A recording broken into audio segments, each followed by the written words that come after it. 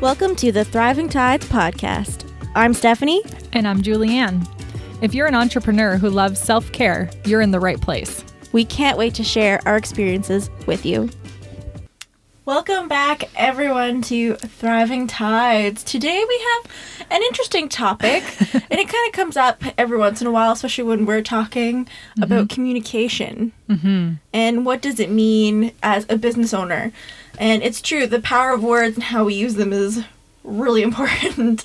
And especially how we're balancing doing the work we provide, but also having the meetings and the work that we can, the overwhelming part. Words. They're difficult. All the words. It's true. It's, we talk a lot, right? Yeah. In what we do. I mean, I feel like I talk a lot. At least when you get to get into your zone and creativity, you're just, put the Thriving Tides on in the background and get in the zone. You're good to go. Little self-plug. Well, we're not sponsored yet, so we may as well plug ourselves, right? True. We're sponsoring ourselves. But yeah, when you're talking all the time, it's takes a lot of energy. Yep. And it takes a lot of focus too, because I think when we think about talking, we forget about the other side too, which is listening. That's a very important part of communication. And if we can't listen to our clients, then we don't really understand what they're looking for from us. And that's a really important part of any entrepreneur's job, regardless of what you're doing. If you're creating a product, delivering branding, being a coach, any of that kind of stuff, if you can't talk and listen, you're probably going to fall short at some point. Right. And it's difficult because I know I fall not victim, but I do tend to not communicate properly, or I try to my ego gets in the way, and I'm like, I know I'm right here, so you have to listen to me, but then I'm not actually listening to what the real issue is. And it's funny, one designer that I really look up to, she really put it in an interesting perspective. She said, Stephanie, it's not actually about color. They're not upset actually about the color. It's something deeper. And that, to this day, I'll still, whenever a miscommunication happens or something else is happening where someone's upset at me for something or they don't like a certain thing, it's not usually because of that. And so communication is so much about listening to what people are really saying as well. Yeah, beyond the words. Which is such a conundrum. How do you decipher that? Right? It's it takes time. It takes practice, right? And we spend a lot of time in our heads. Yeah. Especially you. Especially me. Just kidding. If you're listening, I'm pointing at myself. And it's tough because when you don't have a solid relationship with someone, which we usually don't with clients that are new to us, right? Yeah. So we're still learning, how do they communicate? How do they listen? How do they interpret different things? And then in turn, how do we do that back to them? And that can get really confusing. So it's like a really great term that we like to use in coaching is dancing in the moment, because you don't really know what's going to come up. So how do you learn to really flow with it?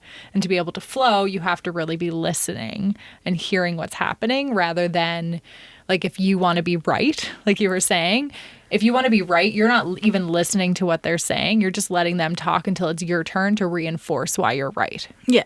Right? So Right? Wait, are you doing that to me? Right? What? I'm right. I am always right. Oh, man. But otherwise, if you can let go of the true need to be right, even if you are. Yeah. And just see where they're coming from and being able to say, okay, yes, I hear you and this is what's happening, then that can turn what could have ended up to be a very disastrous conversation or interaction to something that's actually quite meaningful and productive. Yes, thank you. Look, we're so in sync right now. Yes. Right? Yes. Well, and it's funny because as we dive deeper into the podcast, and I'm reading so many books about it, I never realized how I was not communicating properly. I always thought I was great at communication, and I would pride myself on my customer service because I've never had someone say that they had a bad experience. Knock on wall, but you know what I mean? I pride myself on that. But then at the same time, here I am getting upset at my clients sometimes when I had no reason to be upset. You know, it was a miscommunication, and I didn't properly communicate what I did. And that's a huge thing too, is communicating exactly what your offer is to That's huge, right? So communication isn't just a conversation. Yeah. Right? It comes down to the written words that we're sharing on our websites or in social media, exchanging emails. Like, all the there's things. so many different layers. There's so many different mediums that can be used. It's wild. And that's probably why it can feel so overwhelming at times. Yeah. And we don't know if someone looked us up online to find us and read one snippet of what we do and was like, amazing. Yeah. Steph can do that. I'm going to hire her.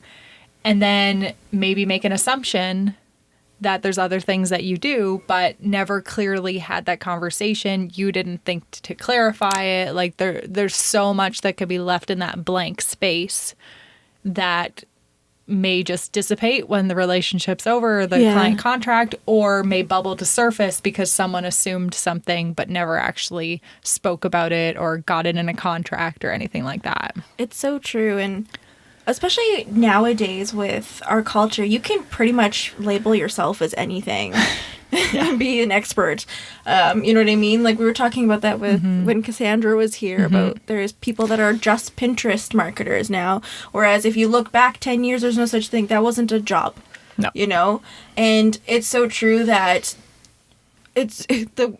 our communication is better with social media, but at the same time, not really. Because here we are, not really understanding exactly what everyone does. And a lot of people still don't understand what I do. And I fair enough. I get it all the time where they're like, oh, you do websites too? I thought you were just this. And I'm like, oh, yeah, well, the whole thing. But, and that's good to know too. Yeah. What is the miscommunication? Because Right. there could be a miscommunication happening within your business that could be making you lose profit in a sense. So when I heard that from someone and they said, oh, I didn't even realize you did that, at first I was upset. Again, my ego That's right. got in It's the okay. way, and I was upset that I'm like, you didn't dig hard enough, whatever. Yeah, you should have read my You full should have website. read it. Yeah. I talk about it all the time. Yeah. But the problem is we can't expect, you know, and like you were saying earlier, we so often assume everything, and it's not anybody's fault. And that's what I'm coming to realization, is that what we go through in our heads is all so different from person to person. So what I think, like when I talk to people and I communicate what I do as my service, I think I'm communicating clearly. But then again, I'm thinking from my perspective. I'm not looking at the perspective of, oh, hey, maybe they don't know what a render is, or what do I mean when it's outside of scope? You know, like, what does that mean? That's terminology. Yeah. Jargon. All All the the jargon. Yeah. And so, especially like within Starting Thriving Tides, I definitely have flipped the switch on that. I'm not perfect. I'm never going to say that I'm perfect at it. That's one thing that I'm really trying to work on, especially with the ego. You know, whenever something even remotely negative, automatically, I personally get really upset because, again, I care a lot what people think. So my ego is saying, oh, you need to be fearful right now because here's this person calling you out because of this. And then automatically in my brain, I'm trying to justify, oh, but I don't actually offer these services. Why are you getting mad at me? And blah, blah, blah. And automatically I went to rebuttal mode. Yeah. Which is never, it's never going to be great for your business. You know what I mean? I feel like you'd have so much to say because you pretty much teach that. You're like the leadership, like, mentor. I'm like, teach me. Teach me, wise one. I'm sitting here smiling listening to you because it's the age-old thing, right? Like, we get triggered all the time by things that happen. Yeah. And especially when it's someone critiquing something that you've done, and when your business is your passion, it's your baby, and you love it, you're so proud of it, and any little thing, even if it's even constructive criticism, like something could be told to you in the most kindest, professional, like really gentle way, but it's still going to strike a nerve. So it's so normal to have that fear step up because you're like, oh my goodness, like, do they not think I'm good enough? Or am I going to lose a client from this? Or, you know, like, they're going to give me a bad review, all of these things. Yeah. Like, this happens to us all the time in all parts of our lives. So you're normal. Congratulations. Whatever normal is. But it's recognizing when that happens and being able to stop yourself and take a few deep breaths sometimes is all you really need. And that's where like practicing self-care and these different things can really come into play because it helps us like find nice ways to calm ourselves down. So whether it's go for a quick walk, go make yourself a nice cup of tea, take a couple of deep breaths. I was going to say key breaths. I don't know what those are, but we'll see. Learn about those. And just chill for a moment because when we do go into that like rebuttal defensive mode, we just want to attack right away. And especially like, because for those who are not seeing us right now, she was pretending to type on her computer when she was rebuttaling. And a lot of these exchanges probably are via email, right? Yes. So there's zero need for you to have an immediate response. Yeah. So give yourself the grace of taking a few minutes or a few hours even, right? Like there's no rules. I don't think you have any rules on when you have to, rules in your own head. Yes. But that's a whole other story. But even if this were to happen in an actual exchange, like a real live dialogue, there's nothing wrong with being like, thank you for that feedback. Yeah. And, you know, like kind of slowing it down for a moment and thinking, okay, how do I want to respond to this? Or how can I shift into curiosity to find out like what really happened here? Yeah. Because I really want to learn from it. So I'm not sitting here doing this again. But that can be tough, right? Because the fear is so strong at times and it can really just take over. Oh, it's so true. And something that you just said also touched a little bit of a nerve too, is that it is all online for the most part. And it's funny because I don't realize that I do it, but I tell myself stories. I think we all do it. But the other day, someone gave me a critique, and for the most part, I sound like I can't handle critiques. I can handle critiques. I get them all the time. It's just like when it becomes accusatory critiques, then I'm like, I don't know what to do. Retreat. But the other day, I told myself that they were super unhappy and everything's wrong, and I didn't say anything, and we just kind of ended the project. Everything was fine. Whatever. And it's funny because I showed it to James and he's like, it doesn't sound like he's being very aggressive, Steph. I'm like, he's being aggressive. He doesn't like me. I'm the worst designer. I should just quit. And then it's funny because then another person that knows that person then said, oh yeah, he had a great experience with you. He was raving about you. And then here I am feeling like a fool, telling myself, a damn fool, about telling myself that I was a shitty designer because he was whatever. I was telling myself a story because online we can't actually see the afflictions and like what people are actually saying. Yes. Are they actually upset? Are they just saying it in a fun tone? Was it sarcastic? We don't know. Yeah. And I'm one of those people, I overput emojis because I'm trying to make sure that people can tell that I'm happy. Yes. So happy. Because I don't want that and that's the thing, because sometimes it'll happen where I wrote back and I didn't put an emoji, and it was not because I was upset. It was just because at the time I was just trying to quickly do it. And I actually had a client one time come back to me and say, Steph, are you like upset at me because I asked you to do this? I'm like, no, like it's all good. I just a lot Where's going on. my emojis? But and that's the thing too. Like once we start communicating to people, and we have a certain language that we talk in, people are expecting that as well. Yes. And I talk about that a little bit about branding. We're not going to get too deep into it, but when you're starting to build your voice, you do need to learn how to communicate and have a consistent communication. So if you do speak in emojis, always speak in emojis, because people might think that you're mad at them. You know, what do you say? Be consistent. be consistent. Yeah, And not just in posting on social media. exactly. There's It's other things across too. the board, and Yeah. and that's the thing too. It can also be easier as well, because even if you're internally upset about something and you don't want to edit the draft or whatever, you can still put that message and be a good person and give the good customer service. And Yeah. sometimes the customer isn't always right, but needless to say, it just makes it so much Yeah. easier for both parties, I think. You can still have respectful, professional exchanges.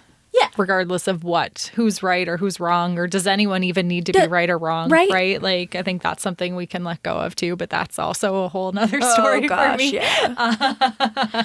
Win for all. Right. There's a good term for But you. again, when we're But- talking about the egos coming in, because it's like, yes, it's not just my ego, it's probably the other person's ego too on Yep. the other side. Yep. Right? And like you always say, the fear mindset would come in. Yeah. Big time. And it's nothing is to gain when both parties are playing with their egos. No, it's true. Yeah. If both parties are coming to the table ego driven, it's going to be really, really tough to find a solution that's going to be beneficial in any way. Yeah.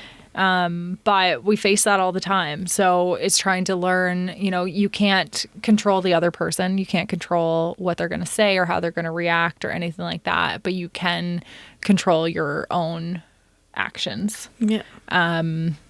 I won't get super woo-woo in the fact that like you can't even control your own thoughts because your thoughts just happen, right? But you can control what you do with those thoughts. Yeah. That I think some people would argue with it, but I'm standing firm in my belief and would love to discuss it with somebody if they wanted to. But there's just so much to communication, and when you're running a business, you can't get away from it. Yeah. Especially if you're running your own business like a solopreneur, right? Like some people, once they build a team or whatever, maybe they could just like go hide in a corner and not ever have to talk to Offload anybody. all that But I stuff. mean, you still would have to talk to your team. So there's Yeah. never any way of getting away from communication. And, So true. and this flows into the rest of your life too. Like what we find with the leaders that we're coaching at Chandler Coaches is they not only end up being stronger leaders, but they end up being stronger partners and stronger parents and stronger friends because they're learning how to figure themselves out. Yeah. Right? Like we're not teaching them to-do lists or like tasks and those types of management skills, those like tactical things. They're teaching those internal things and like how to listen and how to communicate and how to catch yourself when your ego is like just out of control. Yeah. Which it is most of the time for most of us, by the way. Well, it's funny because I actually took one of the mini courses.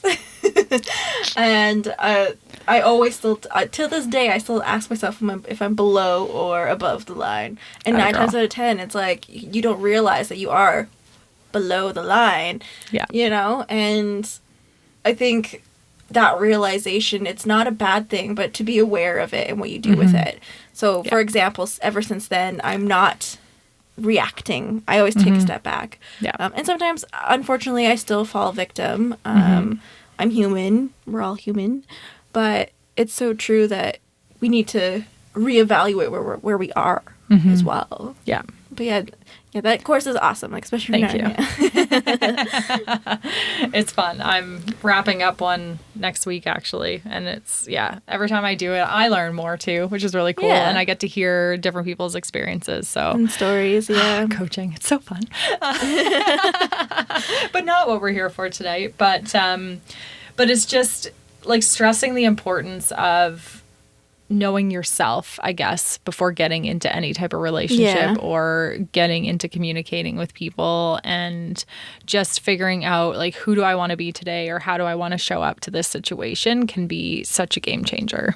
Yeah. That's fair. Yeah, I think that's something that people don't realize. They feel like, oh, my partner knows me. I don't need to communicate.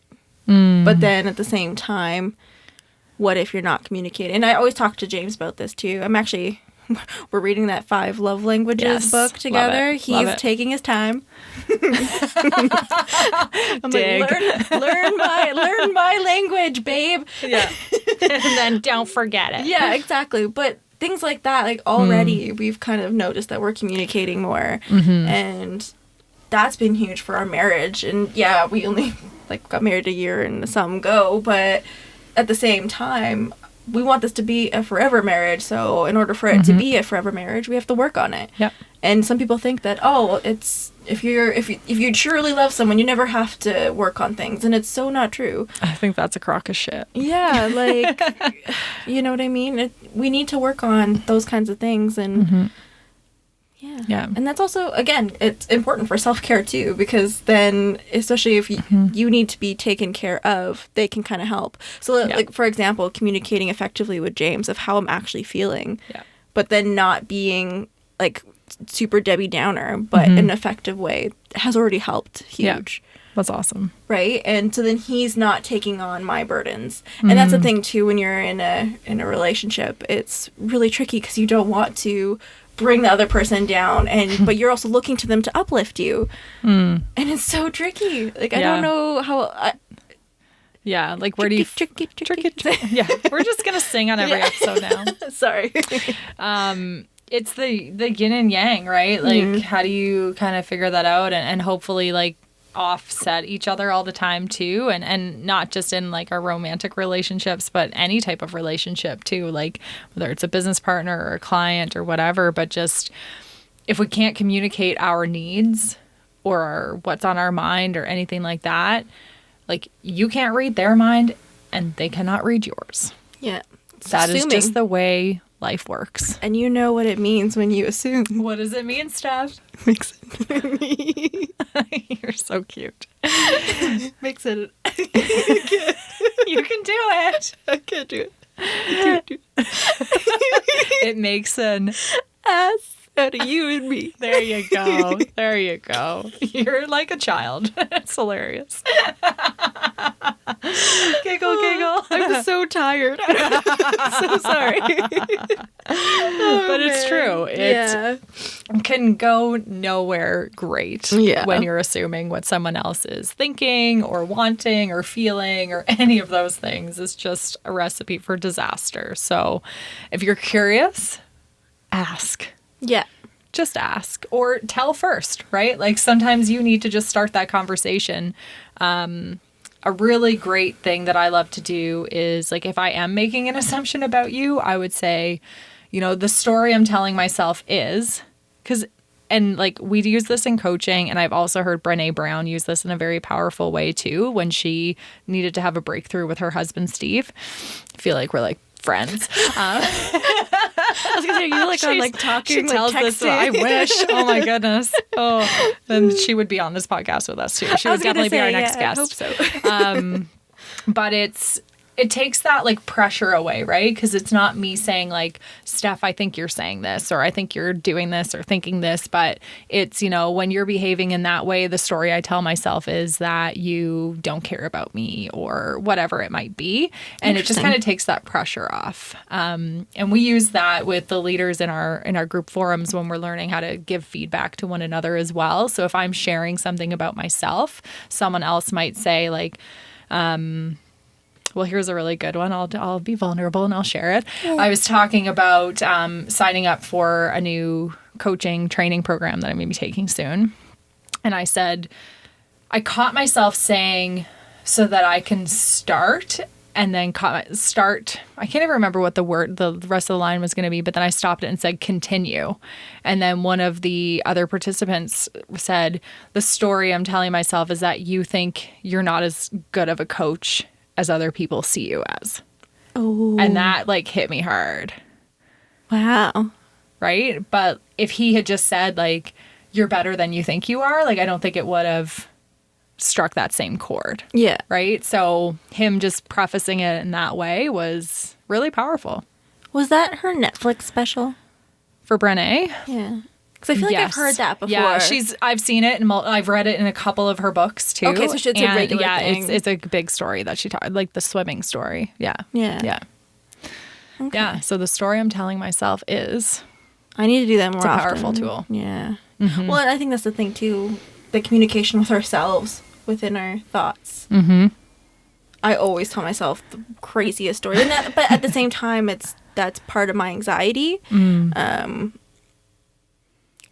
Without getting too deep on that, there's certain things that I do have to really work through.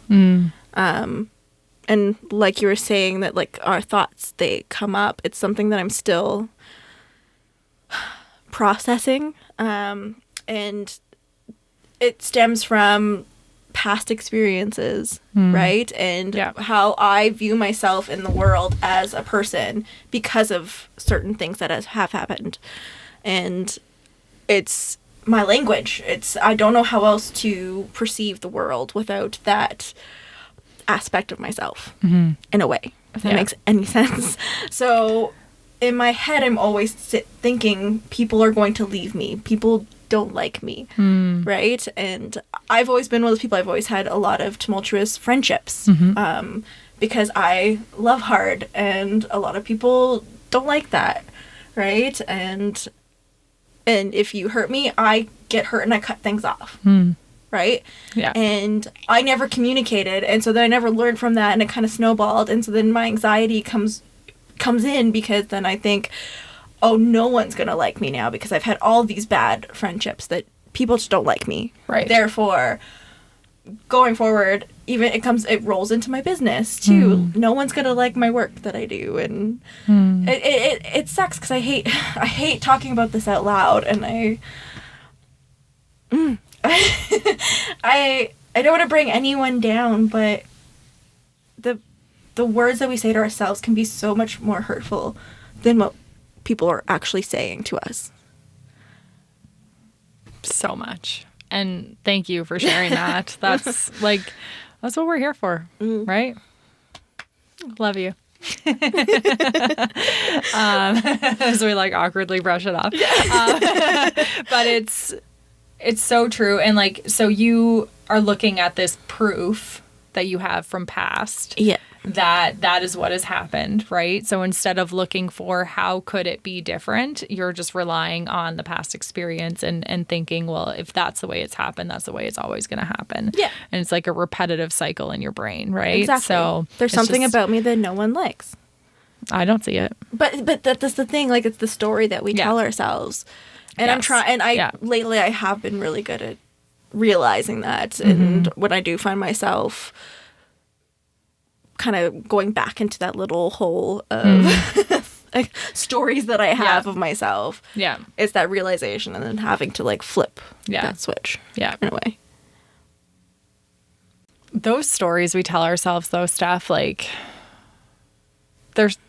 suck, but they're real, right? And we do need to recognize them, and we do need to find a way to cope with them or deal with them, or talk about them like you're doing right now, which I'm sure was not expected, and I hate it. Felt really scary all at the same time, but this is what we're here for. Yeah. Right? We're not here to just pretend life is perfect, because it ain't. It ain't.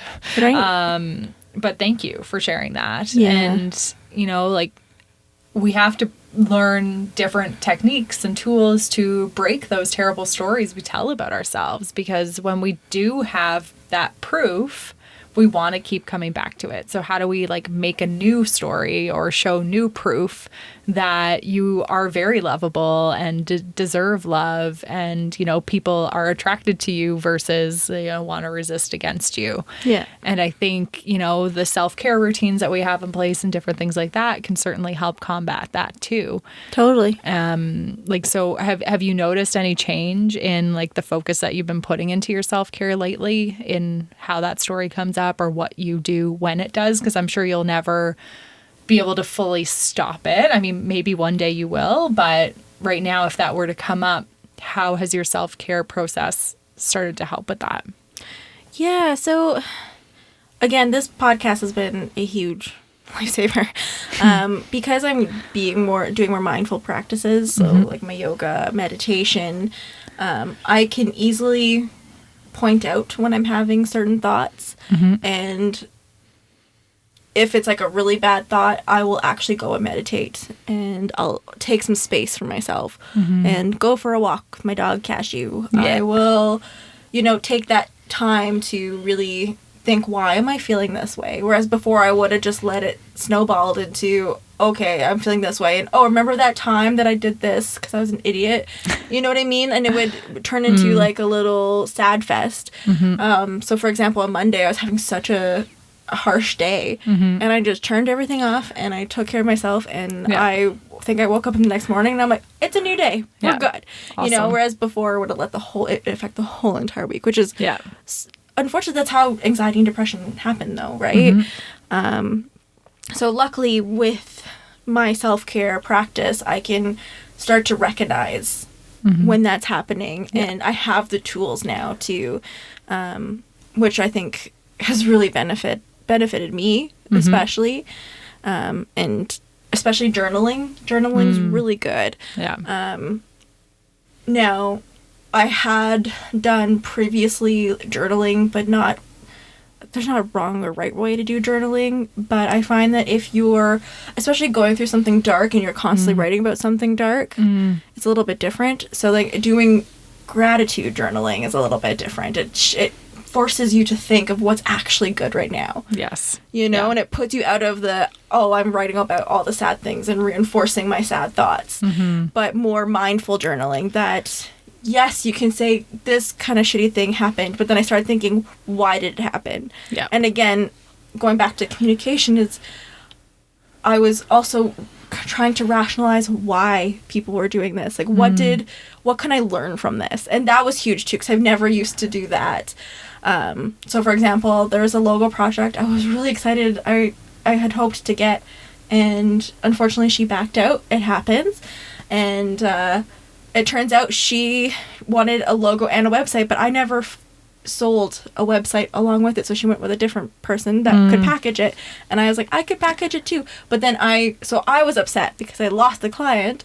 Again, fear and scarcity. I feel like I need to have all the clients. But then I came back at it and said, okay, I can learn from this that I didn't communicate my services completely. And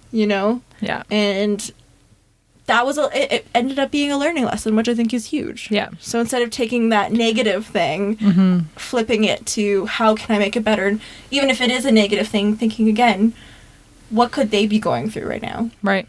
And so maybe they're really stressed out with their business, and picking a font right now is really overwhelming for them because not everyone likes fonts like I do. What? Right?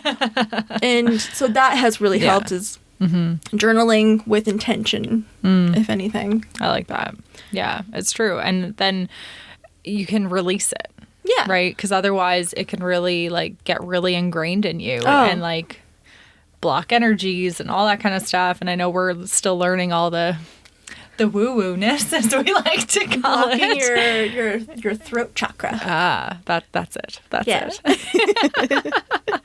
Gotta balance it. And so does that and I know you said you're still learning too, but does that stop you from being able to feel or communicate, or is there are a lot of different things that come up when that's blocked? Yeah, so when it's an imbalance, it's hard to describe. Obviously your throat is your communication. So usually if you're having a hard time speaking, your throat chakra is blocked. Okay. So to balance it, you need to do those Unblock other practices. Unblock it, because it's that easy. But again, I'm kind of starting to get into balancing chakras. It's funny because I actually did a lot of it when I was in yoga school, and I loved it. Yeah. But for some reason, I erased it from my brain, which is really sad because I loved it. And I knew if you need to balance this and start with the root chakra, but then some people like to start with the top chakra. And I'm just like, oh my goodness, how did I forget all this stuff? But it's true, that's the communication. I do feel sometimes we'll have our episodes too where we have some days where we're just we could go on for hours, but some days where it's really hard to we know what we're talking about. We know what we want to talk about. We have notes. But it's so hard to communicate certain things because something is blocked. Right. Right? Yeah.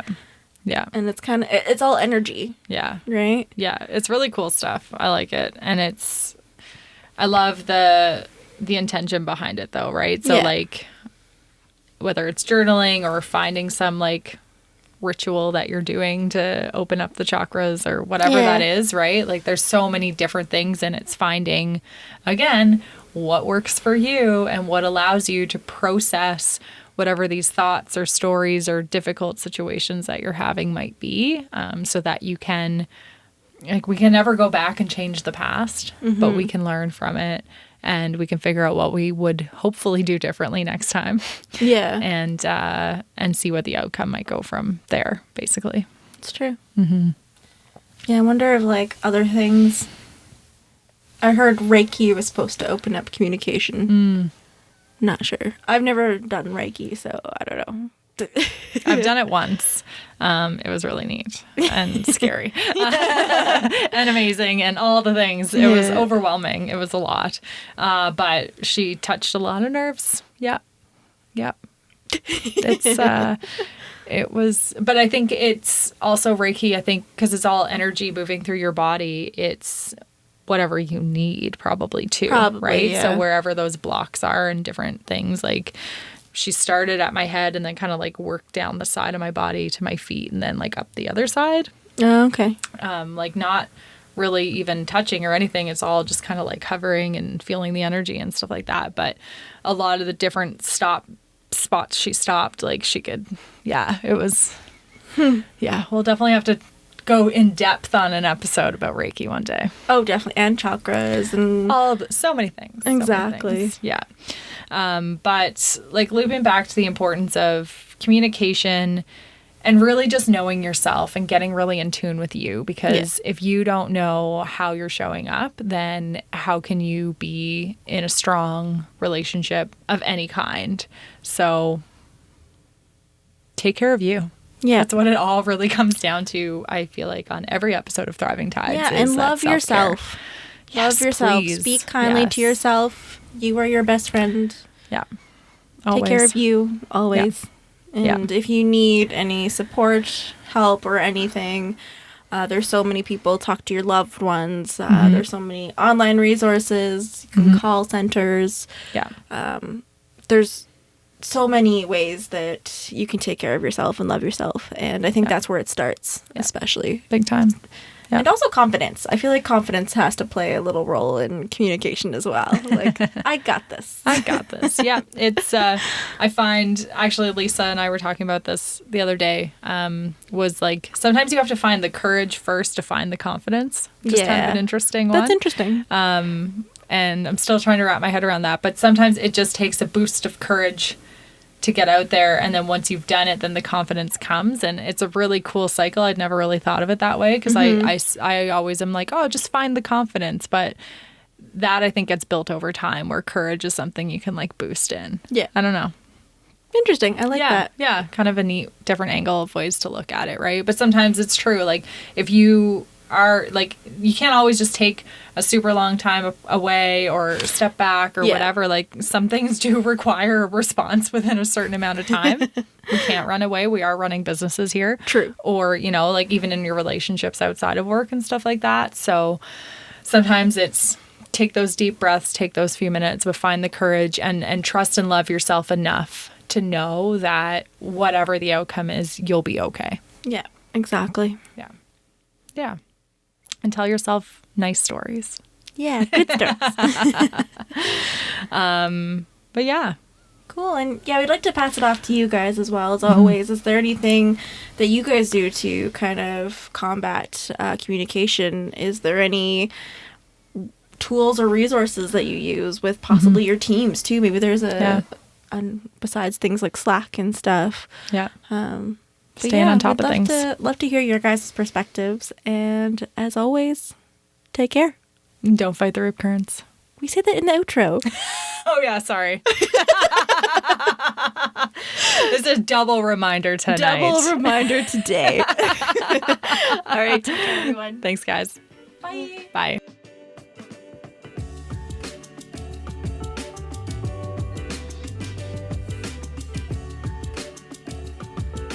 Thanks for joining us for this episode of Thriving Tides. Hit the subscribe button to never miss an episode. Follow us on Facebook and Instagram to stay connected. And remember, don't fight the rip currents.